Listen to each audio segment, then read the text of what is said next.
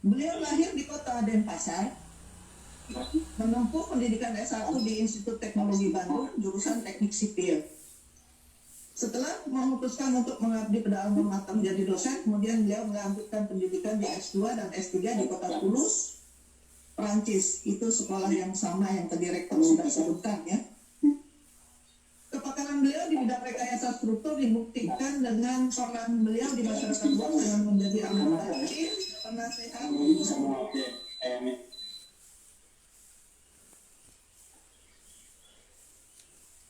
kepakaran beliau di bidang rekayasa struktur yang memang itu adalah pilihan yang mereka diambil sejak masih di S1.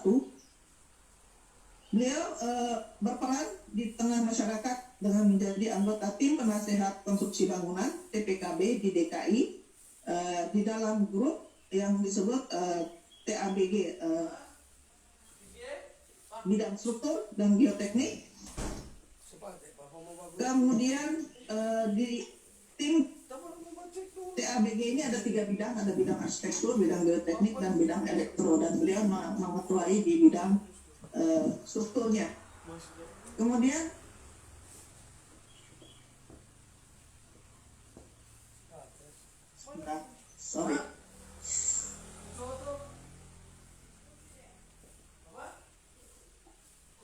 pencapaian terpenting dari karir beliau adalah dia menjadi ketua tim revisi standar nasional Indonesia tentang bangunan tahan gempa yang disusun bersama dengan Pusat Penelitian dan Pengembangan Permukiman Pusditbangkim Kementerian PU.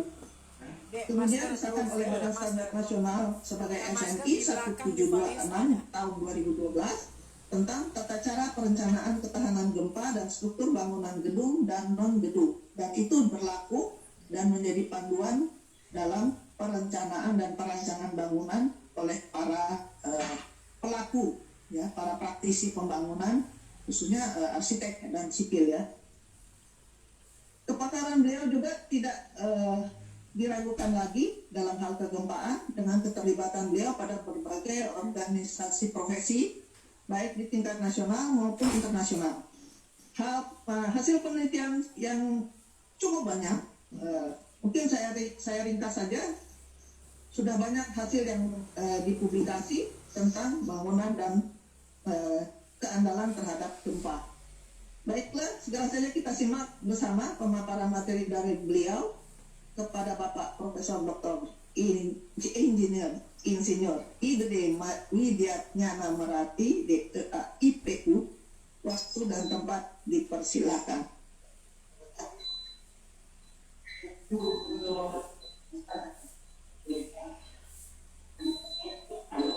Terima kasih Ibu Moderator. Sudah kedengaran? Sudah. Baiklah, yang terhormat Rektor Unsa Ibu Helen Kumaha, yang terhormat Ketua PII Pusat Pak Heru Dewanto, para hadirin peserta webinar yang saya hormati, selamat siang dan selamat bertemu di dalam ruang virtual ini dalam rangka webinar yang diselenggarakan oleh PII dan Pusat. Pertama sekali saya ucapkan selamat hari ulang tahun kepada Universitas Samratulangi yang ke-60 dan juga pasca sarjana yang ke-36. Mudah-mudahan ke depan Universitas lebih sukses dan menggapai hal-hal yang sangat mengagumkan. Baiklah, saya diminta untuk menyampaikan hal-hal yang menyangkut prinsip-prinsip dasar dan kearahan dari struktur bangunan tahan gempa. Ya, jadi ini adalah suatu topik yang harus kita, seperti dikemukakan oleh Ketua PII, harus kita kuasai karena kita berada di dalam istilahnya ring of fire, di mana gempanya ada di mana-mana kecuali mungkin di Pulau Kalimantan sebelah barat ya, yang dekat dengan Singapura, maka kita harus mendalaminya dengan baik. baiklah, saya pikir karena saya terakhir banyak hal-hal yang tadi sudah disampaikan baik oleh Ibu Rektor, kemudian Ketua PII, dan kemudian pembicara sebelum saya pikir nanti saya akan skip banyak hal. Mohon ditampilkan yang slide yang berikutnya. Jadi cakupan bahasan dari apa yang akan saya sampaikan hari ini, ya, kemudian perencanaan bangunan tahan gempa, beban akibat kegempaan, karena dalam perencanaan bangunan tahan gempa kita mesti tahu persis beban apa yang kita akan pada bangunan kita sehubungan dengan kegempaan ini. Jadi kita mengetahui bebannya, baru nomor 4, perencanaan struktur bangunan berdasarkan beban tadi. Yang kelima adalah perencanaan berbasis kinerja. Jadi ini suatu hal baru dari konsep perencanaan bangunan kita yang diintroduksi dari SNI 2012. Ya, jadi SNI 2002 yang sebelumnya belum memanfaatkan perencanaan berbasis kinerja ini, atau bahasa Inggris based design. Yang nomor 6, beberapa ketentuan SNI tentang geometri bangunan. Nah, karena ini adalah interaksi antara struktur dengan arsitektur, saya mencoba menggunakan geometri bangunan yang banyak berhubungan dengan arsitektur. Tapi tadi pembicara sebelumnya sudah banyak menyampaikan ini, mungkin kita skip saja nantinya. Yang terakhir untuk kesimpulan, saya akan mulai dengan pendahuluan yang menunjukkan bagaimana intensitas kegempaan di Indonesia, dan ini slide ini juga sudah disampaikan oleh pembicara sebelumnya. Ini adalah rekod dari kegempaan yang terjadi di Indonesia selama lebih dari 100 tahun. Jadi ini pencatatan gempa, jadi gempa yang betul-betul pernah terjadi dan tercatat di dalam lembaga-lembaga pencatat gempa. Ya. Tadi sudah disampaikan ada 4 lempengan yang penting, lempengan tektonik yang penting yang bertemu di Indonesia, ya, platnya Eurasia Plate, kemudian Philippine Plate dan Pacific Plate, dan di bawah itu Australian Plate. Nah, jadi ini ketemu semuanya di Indonesia sehingga menimbulkan aktivitas tektonik yang sangat-sangat aktif seperti ini. Ya. Jadi kelihatan gambar ini, ya. Next slide, please. Nah, namun demikian sebenarnya aktivitas yang sangat intens di Indonesia baru terjadi sekitar 20 tahun terakhir. Saya ingat sekali kita mulai gempanya di tahun 94. Flores, ya, Maumere di sini. Setelah tahun 94 kemudian betul-betul terjadi Aceh, Semeru, kemudian gempa Padang, gempa Tasik, gempa dan seterusnya. Yang terakhir dan yang sangat-sangat besar sebenarnya pengaruhnya selain gempa Aceh itu dengan tsunami yang luar biasa besar adalah gempa Palu. Ya, gempa Palu yang saya malah tahunnya lupa, mungkin 4 tahun yang lalu, dari 4 tahun yang lalu, 2017. Nah, ini dikatakan bahwa seluruh aspek akibat gempa yang bisa terjadi itu ada di daerah Palu, mulai dari tsunami, tanah longsor, goncangan, tanah yang berpindah, semua ada, ya, likuifaksi semua ada. Itu paling lengkap, dan hampir semua ahli-ahli dunia datang kepada di Palu tersebut. Nah, jadi ini gambaran bagaimana yang tadi saya sebutkan bahwa kita harus concern terhadap beban gempa pada bangunan, kalau kita bekerja di bidang bangunan, karena itu memang ada di sekitar kita dan mulai intensitasnya sangat-sangat rapat akhir-akhir 20-25 tahun yang terjadi. Yang berikutnya, bagaimana kita dalam hal konteks kepada membangun, bagaimana mengantisipasi masalah kegempaan dalam perencanaan struktur bangunan? Jawabannya adalah merencanakan struktur bangunan berdasarkan standar bangunan yang sesuai, yaitu SNI kodenya 1726 yang berlakunya sesuai dengan tahun, ya biasanya kita perbarui periodically. Yang terakhir kita perbarui adalah tahun 2019 ya. Jadi sebelumnya 2012, sebelumnya lagi 2002. Jadi kita tidak, periodiknya tidak konstan, tetapi tergantung dari beberapa hal ya. Saya nggak bisa sebutkan kenapa bisa lambat, kenapa bisa cepat, yaitu tergantung dari keaktifan dari kita semua sebenarnya. Nah, dapat saya sampaikan di sini SNI 1726 2012 maupun 2019 terdiri dari dua bagian besar. Yang pertama yang mengatur beban, tadi sudah katakan, beban-beban dalam bentuk peta gempa. Beban gempa sering di bahasa Inggris kan namanya hazard ya, yang akan kita hadapi sebagai beban. Kemudian yang bagian yang besar yang kedua adalah perencanaan struktur bangunannya yang tahan gempa berdasarkan beban tadi. Ya. Next. Berikutnya adalah beban akibat kegempaan. Di dalam SNI 1726 disebutkan bahwa gempa yang diperhitungkan adalah beban yang mungkin terjadi pada umur bangunan. Umur layan bangunan kita ditetapkan 50 tahun. Ya.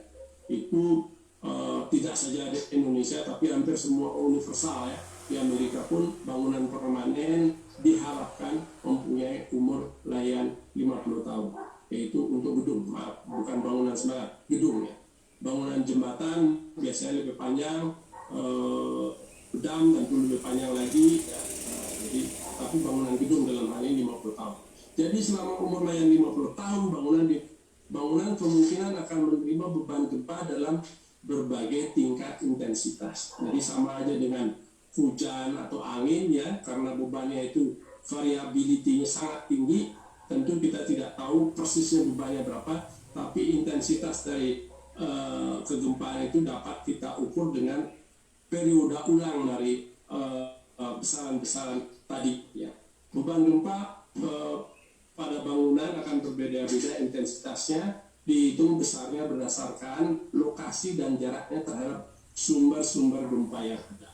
Jadi jangan sampai ada pertanyaan kalau kita orang-orang sipil maupun arsitek yang ini gedung kekuatannya beberapa skala Richter, itu pertanyaannya mesti dikoreksi dulu ya, karena kita tidak bicara kekuatan itu berdasarkan energi yang dikeluarkan oleh gempa di tempat terjadinya gempa, di hypocenter ya. Jadi yang namanya skala Richter itu adalah besarnya energi gempa yang ada di hypocenter. Jadi kalau hypocenternya ada di Aceh, bangunan kita di Jakarta, apakah bangunan kita tahan gempa sama dengan gempa Aceh yang 9,2 skala Richter? Bisa mampu? Kan tidak, karena sangat jauh ya. Jarak itu akan menurunkan intensitas kegempaan yang sangat besar ya. Jadi beban gempa yang dapat diplot di dalam peta geografi dan diberikan di dalam bentuk percepatan tanah. Jadi tidak bicara energi, tetapi berapa percepatan tanah, karena kita tahu berdasarkan hukum Newton, gaya itu adalah nanti percepatan dikalikan dengan massa. Tadi kalau ada massa bangunan besar, gaya gempanya pasti besar, karena percepatannya sama itu aja yang seperti di peta ini ya. Baik, berikutnya saya ingin sampaikan beberapa perkembangan dari peta gempa kita. Ini adalah peta gempa yang pertama kita buat tahun 71. Gempanya adalah hanya dalam bentuk zonasi di sini ya. Zonasi, zonnya ada 3, 1, 2, 3. Zone 1 yang ringan, kedua yang agak berat, yang ketiga yang paling berat ya. Jadi kalau yang merah di sini warnanya itu yang paling berat. Ini tahun 71. Kemudian gaya gempa diperhitungkan secara statik ekivalen istilahnya. Jadi tidak ada gayangan yang bolak-balik atau dinamik. Berikutnya peta gempa kita yang dibuat tahun 83, silakan diteruskan. Tahun 83 peta gempa kita, nggak ada gambarnya ya. Terdiri dari 6 zone, tadi Bu Rektor juga menyampaikan 6 zone ya, zone 1, 2, 3, 4, 5, 6, 6 yang terbesar sudah lebih rapi, tapi ini baik yang tahun 71 maupun 83 dibuat oleh konsultan kegempaan asing yang dari New Zealand, namanya BK Carter. Mereka yang membuat peta gempa untuk Indonesia. Berikutnya kita mempunyai peta gempa yang di tahun 2002. Nah ini baru peta gempa buatan kita sendiri. Ya. Jadi kita dengan teman dari sipil, dari geologi, dari geoteknik, dari ilmu seismologi berkumpul membuat peta gempa yang analisis yang dibuat oleh kita semua di Indonesia. Nah ini adalah gempanya tidak hanya statik ekivalen, tetapi juga kita membuat perhitungan analisis yang berdasarkan gempa yang dinamik. Ya, jadi bergetarnya, bergoyangnya kita lakukan. Berikutnya dua gempa terakhir, peta gempa terakhir adalah dibuat tahun 2012 dan 2019. Ini yang saya katakan petanya sudah buatan kita sendiri dan tidak dalam bentuk zonasi. Ya, gambar-gambar tadi sebenarnya tidak tegas semua gambar warnanya, tetapi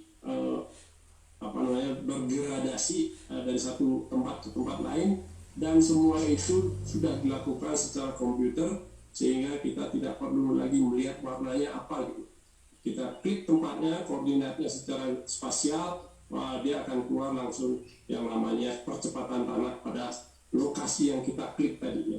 Jadi bintangnya berapa, bujur atau bujurnya berapa, kita akan berikan peta ini di dalam bentuk online seperti itu, secara elektronik. Nah ini adalah seperti tadi yang saya kemukakan, dua peta yang terakhir itu periode ulangnya 500 tahun. Berarti 500 tahun itu berarti umur bangunan kita 50 tahun, ya kemungkinan dilampaui besarnya gempa ini hanya 10%. Silakan lanjutkan. Kemudian peninjauan gempa, beban gempa di Indonesia. Jadi kalau kita buat summary-nya atau kesimpulan dari peta gempa yang 6 biji ini, maka slide berikutnya maaf. Jadi kita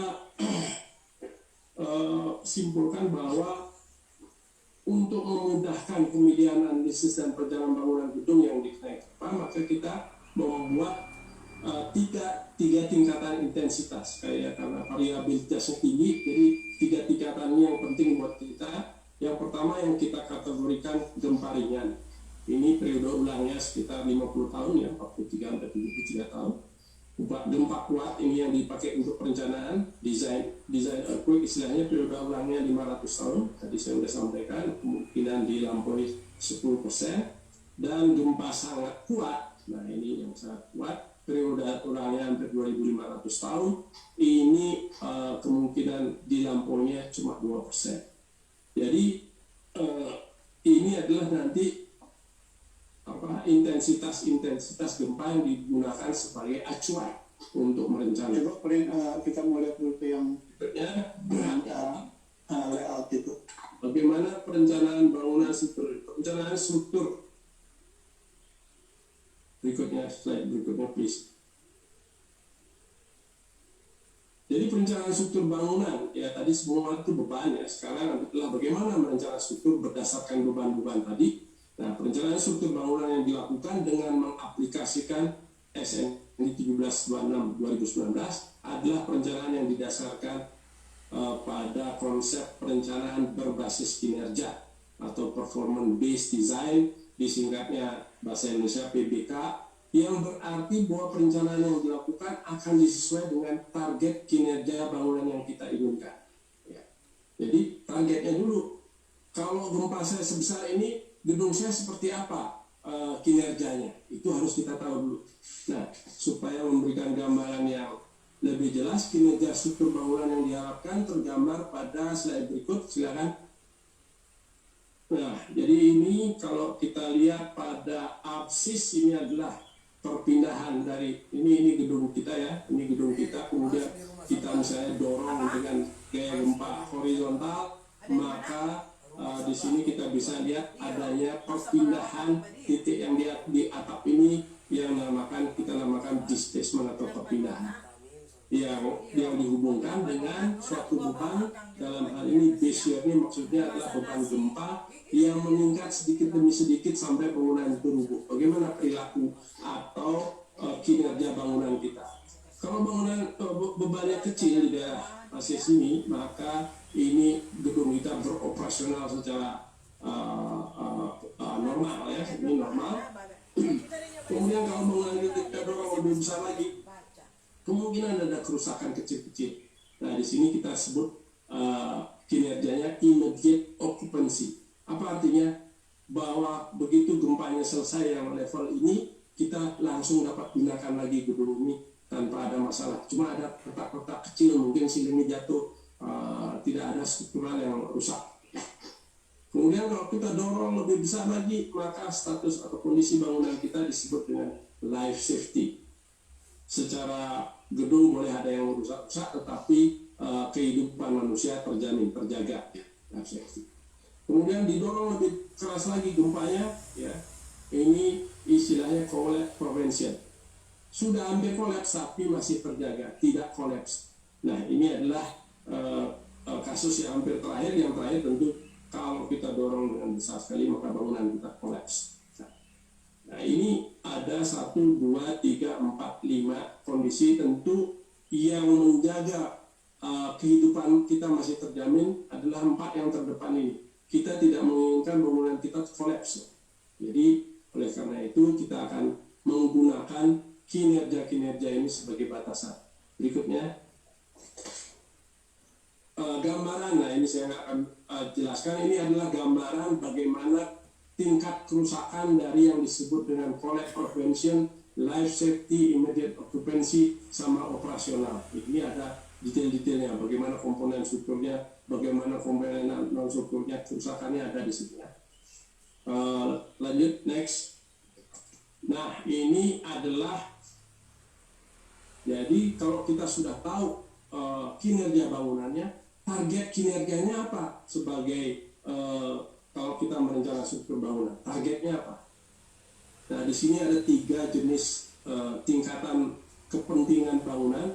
Bangunan yang pertama, ini garisnya yang paling kanan, ini yang kita sebut bangunan standar. Standar okupansi, artinya gedung yang digunakan untuk misalnya hotel atau kantor atau gedung-gedung yang biasa ya, yang kita sehari-hari gunakan.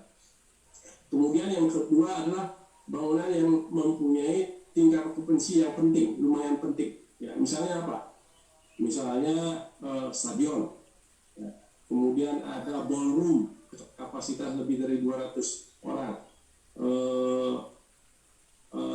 Tempat ibadah misalnya, ya, tempat ibadah berkumpul orang. Ya. Yang ketiga adalah yang sangat-sangat penting nih, sangat esensial, kemudian dapat menyebabkan kerusakan yang besar kalau dia sendiri rubuh. Misalnya hazardous facilities ini biasanya misalnya gudang senjata, ya, atau dia adalah reaktor nuklir, atau dia itu dam, bendungan. Kalau dam runtuh itu bukan cuma damnya aja yang runtuh, tapi akibatnya itu air yang mengalir, air bah yang mengalir menghancurkan semua. Kemudian bangunan esensial, ini penting untuk diketahui, bangunan-bangunan yang istilah bahasa Inggrisnya itu lifeline, bangunan yang menopang kehidupan manusia ketika pasca gempa. Apa itu misalnya? Rumah sakit, kantor polisi, yang namanya kemudian dinas kebakaran, telekomunikasi, transportasi, itu semua yang esensial. Dia harus kepentingan dari bangunan ini seperti ini. Nah, dari 3 ini masing-masing target target kinerja bangunan kita berbeda. Untuk bangunan standar ini misalnya, kalau gempa yang terjadi adalah gempa ringan, maka paling buruknya adalah immediate occupancy. Tadi ada sebelumnya udah tahu, saya sudah sampaikan yang namanya operasional, immediate occupancy, life safety, dan collapse itu ada. Demikian juga sampai bangunan yang sangat-sangat penting, ya, kalau terjadi gempa ringan itu dia masih tetap operasional. Jadi kalau bisa kita bayangkan suatu rumah sakit kalau terjadi gempa ringan itu nggak boleh berhenti, ya. Jadi kalau bisa malah diharapkan kalau terjadi gempa ringan ruang operasi pun masih bisa berjalan. Jadi listriknya masih ada. Biasanya begitu ada gempa listrik paling utama mati. Sekarang dengan ketentuan baru seharusnya tidak boleh. Ya. Ini adalah berbasis kinerja istilah. Jadi desain kita harus berbasiskan ini. Bagaimana? Next slide please.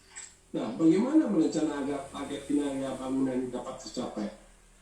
Yang pertama, ya, ada dua cara yang menggunakan standar perencanaan, istilahnya prescriptive standard, ya.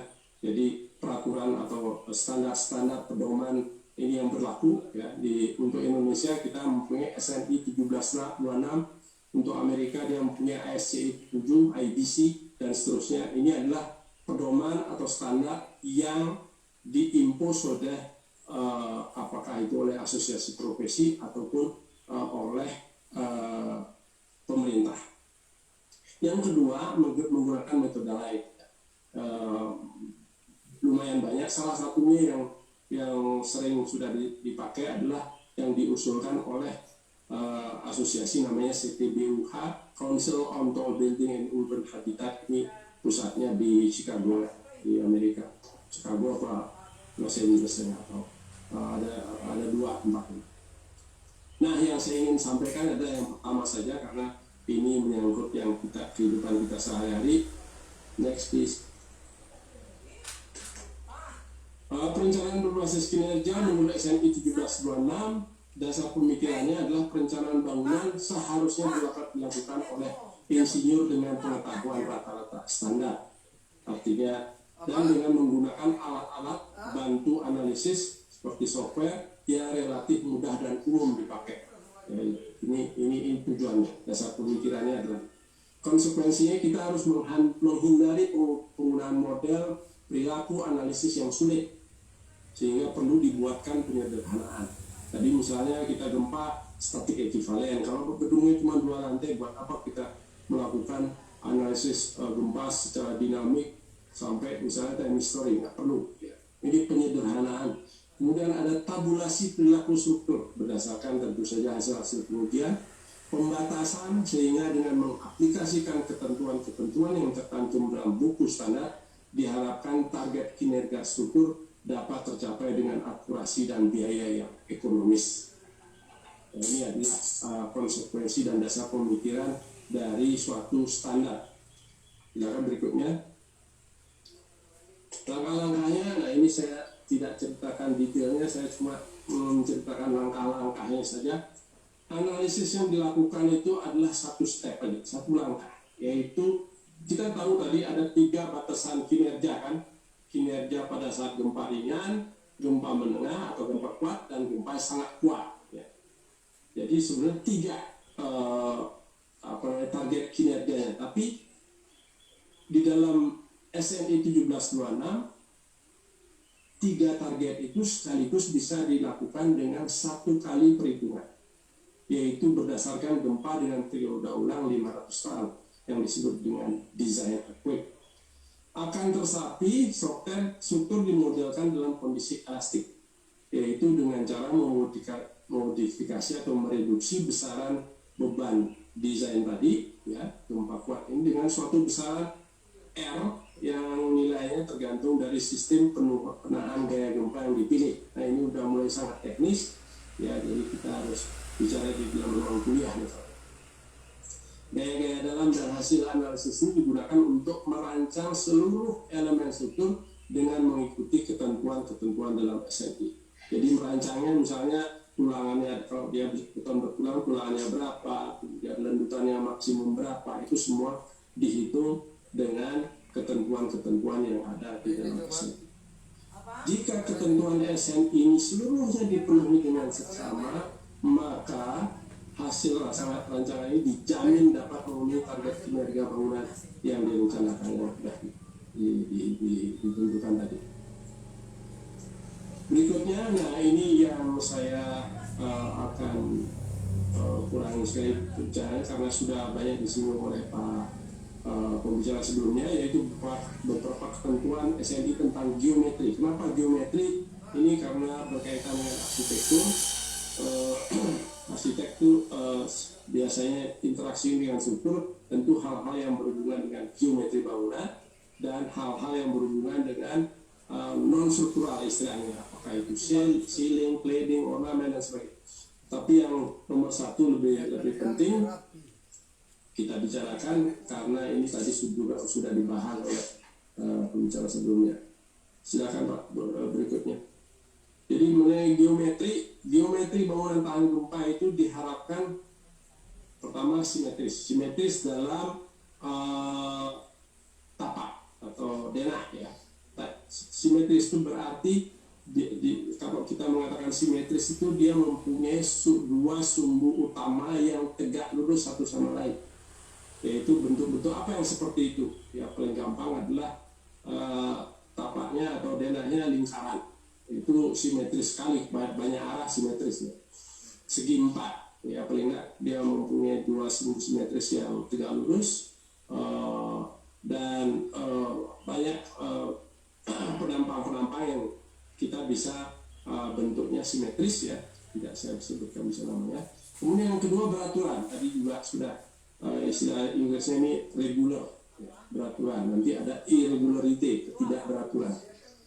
Nah ini baik secara geometris maupun kekakuan. Nah, ini sering ada lagi kekakuan maupun beban. Geometris benar-benar tapaknya secara kekakuan nanti ada letak kolom sama ada shear wall. Kemudian yang satu lagi masanya, tadi sudah disampaikan juga masa yang tidak beraturan ya, kita meletakkan pool di atap atau pool di suatu lantai juga tidak bisa, asal cukup tinggi dia akan merubah konstelasinya bangunan ini terhadap gempa.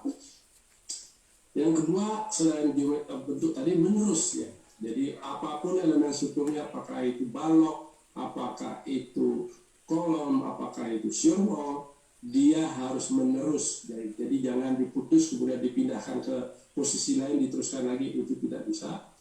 Atau nanti saya lihat ini menerus baik ke arah horizontal maupun vertikal.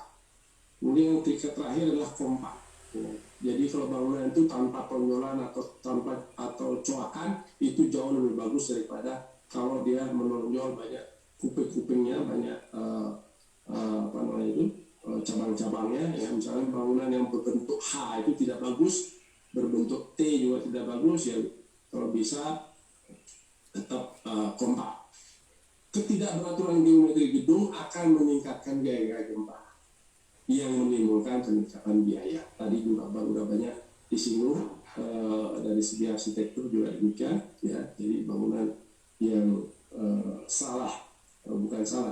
banyak melanggar aturan tentang keberaturan tadi ya akan meningkatkan harga bangunan itu. Beberapa hal yang tidak keberaturan, nah ini next slide. Ini biasanya ini ada di dalam SNI semua. Bangunan yang tidak teratur itu pertama yang menimbulkan torsi, kemudian adanya coakan di entrance, kemudian adanya diafragma, jadi plat lantainya tidak kontinu. Ini sampai sini, kemudian dilanjutkan dengan bukan plat ya, ada voidnya. Kemudian di sini ada opening pada banyak openingnya.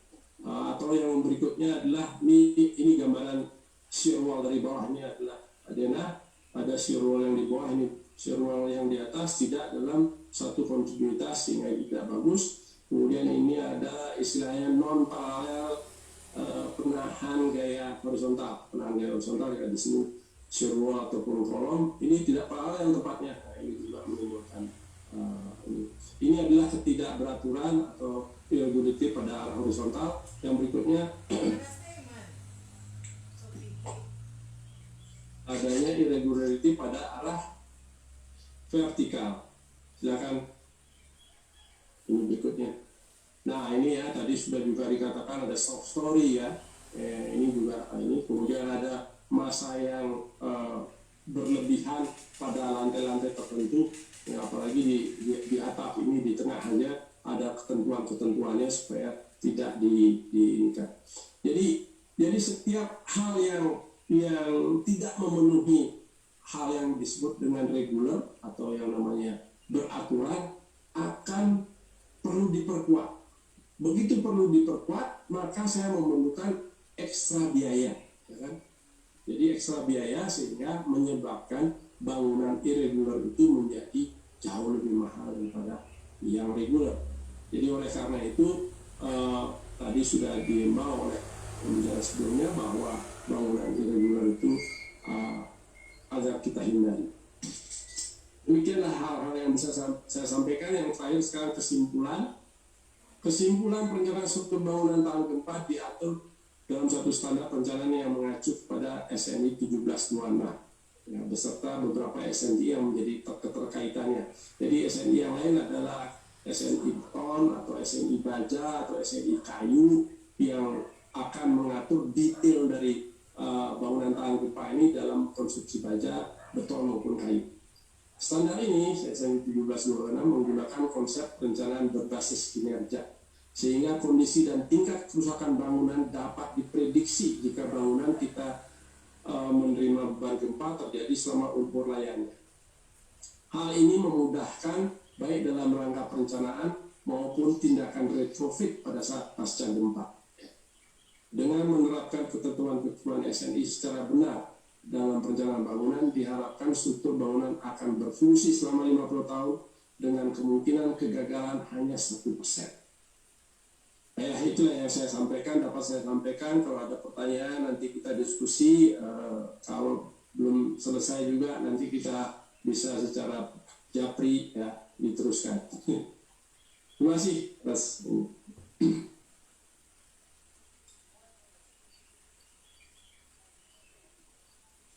Terima kasih kepada penyaji kedua, yaitu Bapak Profesor Dr. Insinyur Igede Widyatnyana.